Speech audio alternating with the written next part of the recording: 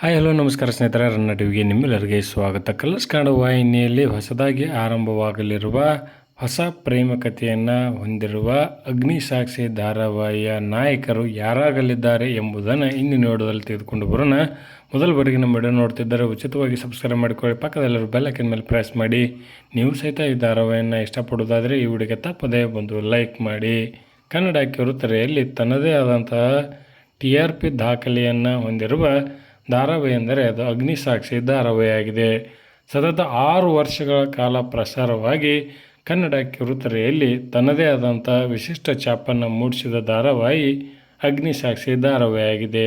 ಇದೀಗ ಅದೇ ಟೈಟಲನ್ನು ಇಟ್ಟುಕೊಂಡು ಹೊಸ ಪ್ರೇಮ ಕಥೆಯೊಂದನ್ನು ಶುರು ಮಾಡಲಿದೆ ಕಲರ್ಸ್ ಕನ್ನಡ ವಾಹಿನಿ.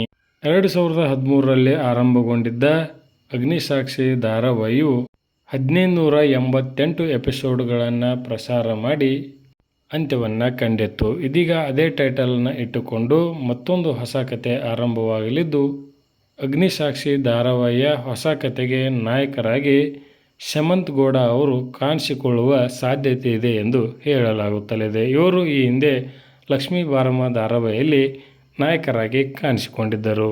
ಇದರ ಬಗ್ಗೆ ನಿಮ್ಮ ಅನಿಸಿಕೆಯನ್ನು ಕಮೆಂಟ್ ಬಾಕ್ಸಲ್ಲಿ ಕಮೆಂಟ್ ಮಾಡಿ. ಧನ್ಯವಾದಗಳು, ನಮಸ್ಕಾರ.